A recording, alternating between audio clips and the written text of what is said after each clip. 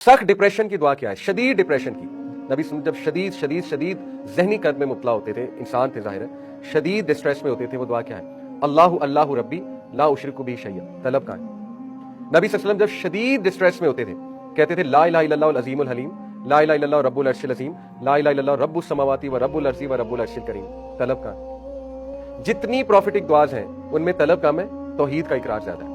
طلب میں کوئی مسئلہ نہیں ہے، بالکل کریں، اس کا ہرگز یہ مطلب نہیں کہ طلب نہیں، طلب بھی تو اللہ سے ہی کرنی ہے نا، کھول کے بیان کریں، نو ایشو۔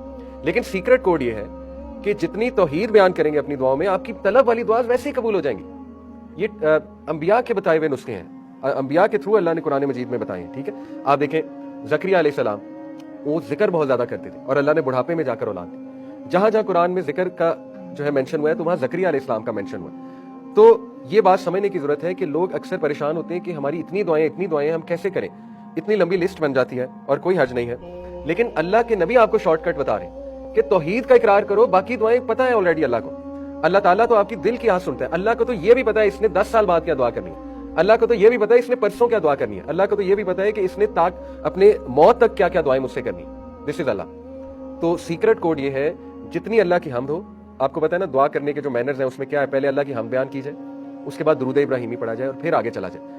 جو پراپر مینرز ہیں، جو سیکوینس ہے وہ یہ ہے، پہلے ہم، پھر درود ابراہیمی، پھر اپنے گناہوں کی معافی اور پھر طلب کہ اللہ مجھے چاہیے کیا ہے، ٹھیک ہے۔